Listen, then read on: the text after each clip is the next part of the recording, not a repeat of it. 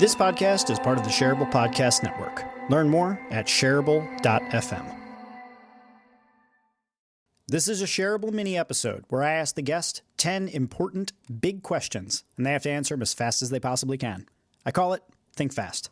Today on Think Fast, my guest is Tony Chatman, and he is subjected to 10 rapid-fire questions. You can obviously take as much time to answer them as you want, but the idea is that you want to answer them as quickly as you can. Like, you think about them as fast as you can, and then you get the answer out. So start talking before you finish your thought. Here we go. First question, Tony. What book should everyone listening read next?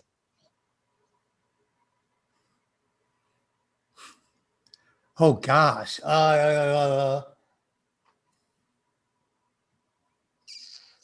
The Bible.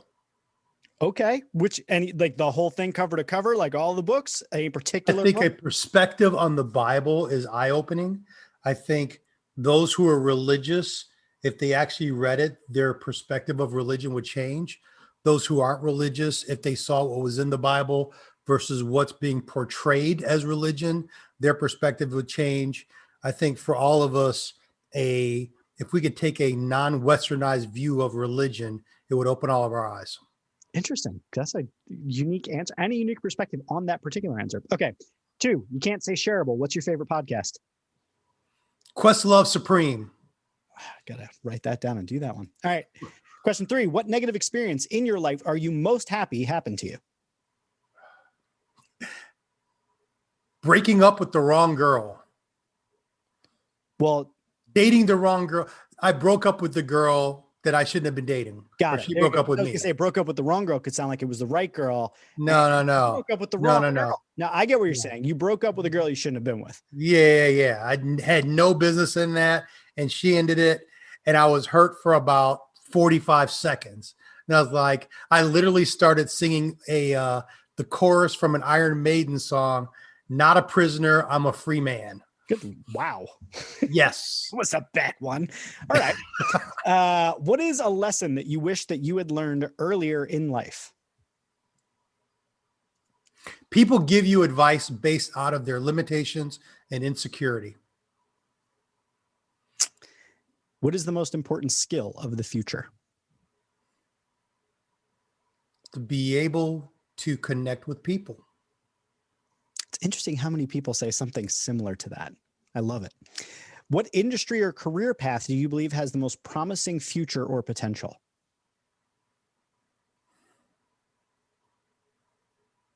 Do you mean financially or promising in what way? It's completely open to interpretation. I want you to define what you think promising future or potential means. Therapists. There's going to be such a demand for therapists that anybody who can provide good therapy, they will both be in demand and be fully, be fulfilled. I think that's a really good answer because there's virtually no way. I tend to believe there's virtually no way that that's a robot replacing kind of job where like you could talk to an AI chatbot and they're going to make you feel better about things. No. Even if we pass the Turing test. Okay. What's one thing that everybody listening to this episode should go and do today? They have to be able to do it today, start to finish potentially, or at least start. Thank someone who's impacted their life. Oh, yeah. Okay. If you could have any one superpower, what would it be?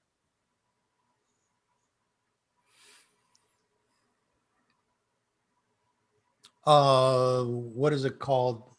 Telekinesis. Get in other people's brain. Like a real superpower? Yeah, you can make it up. I mean, I got a poster on my wall. It's got about 2,000 of them. But you know what? If I could have any superpower, it would be to make other people whole. Because I believe that many of the ills in our society are because people are broken. And there's actually studies and metrics that show the more a person knows their vision in life and knows their purpose, the less likely they're to be racist, misogynistic, all of these other things. I think the biggest problem in our society is people are broken and they don't know how to express it. If we could fix brokenness, that would be it. That would be my superpower.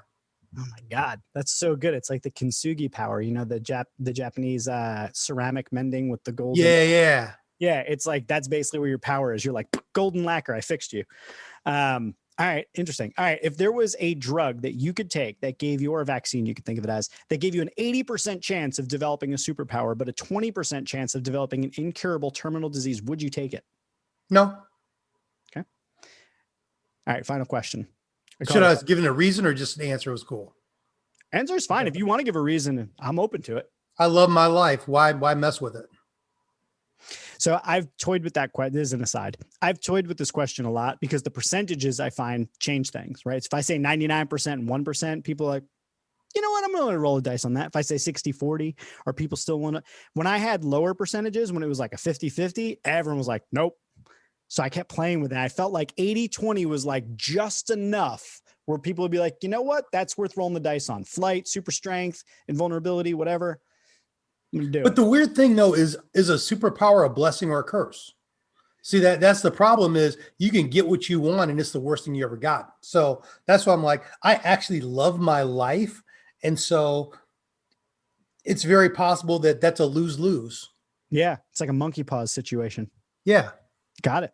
All right. Final question is the big question. It's the snap question. So, you've watched Avengers Endgame and Infinity War, right? You've seen the whole thing. You made a Thanos reference earlier. Okay. So you know that the Infinity Gauntlet and the person that holds the Infinity Gauntlet with all of the Infinity Stones has the capacity to snap their fingers and make just about anything that they could possibly imagine happen. But aside from certain very, very, very strong people, snapping your fingers generally is thought to cost you your life, i.e. Iron Man, spoiler alert. Let's assume that you had the Infinity Gauntlet. You had the opportunity to put it on, and you had the opportunity to snap your fingers, and anything you could possibly want in the entire world could happen. But the consequence of that is that it's going to cost you your life. The first question is, do you snap? And if the answer is yes, what do you snap for? What happens after you snap? I snap. Yes. Do you want the specific event or the end result? Both. I want to know what happens after you snap. What was in your mind that changed? And then what do you believe the result of that would be?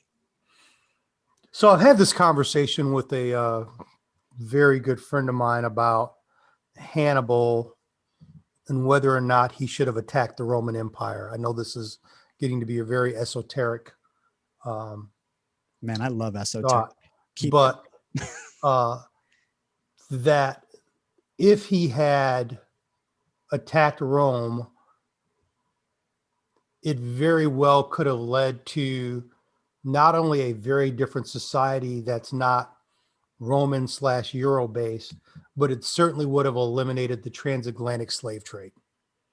And so I want to snap my fingers and whatever it takes to eliminate from history the transatlantic slave trade, and actually not just transatlantic, but also the Berlin Conference, which they basically slavery. Yeah. Yeah. Got it. And would it be that it would have eliminated everything up until this point? It would have eliminated that, or that this just becomes a concept that no longer exists. The concept would never have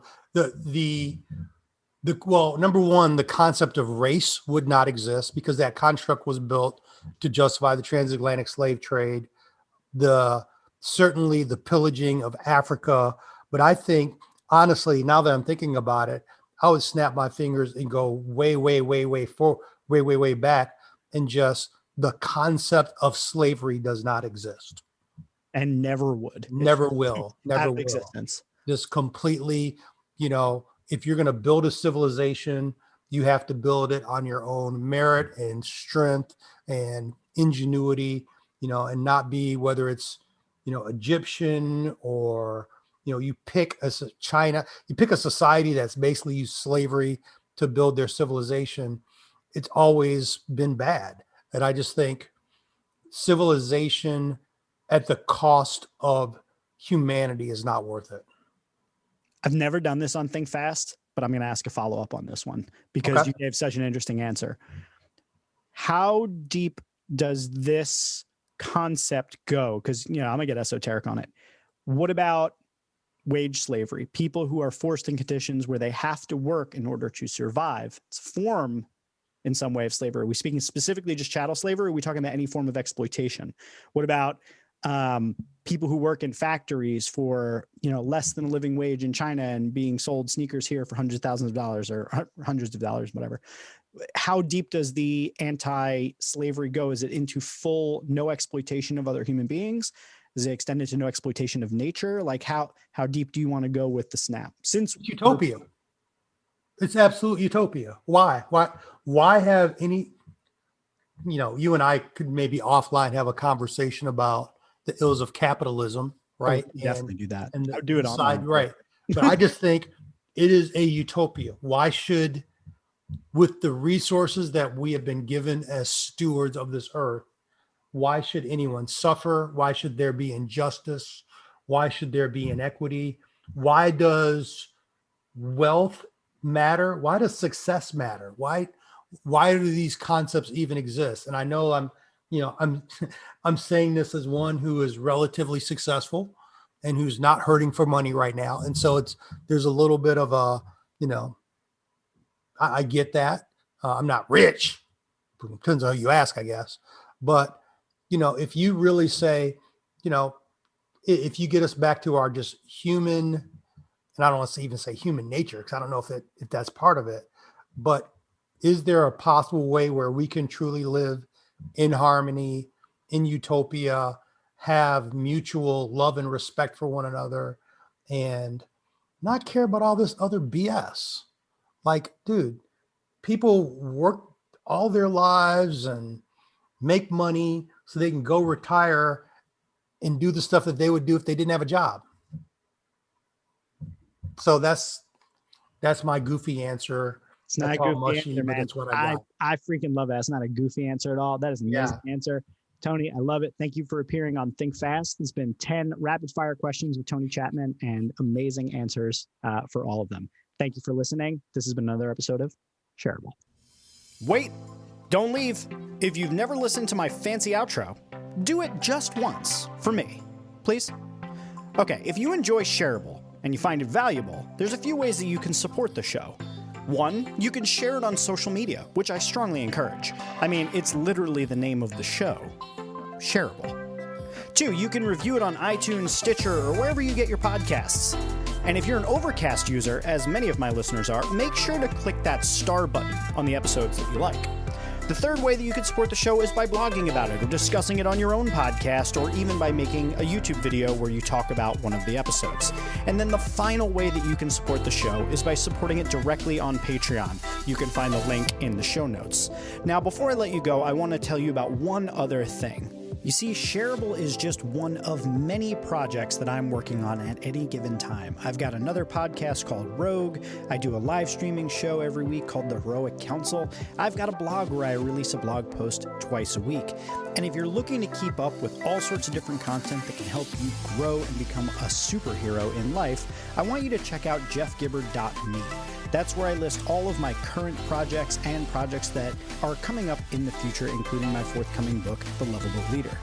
It would mean a lot to me if you could go and check out some of the other things I've worked on, because I put just as much of my heart into those projects as I do into Shareable. Thank you so much for being a listener. Thank you for being a supporter, and I hope to see you here on the next episode of Shareable.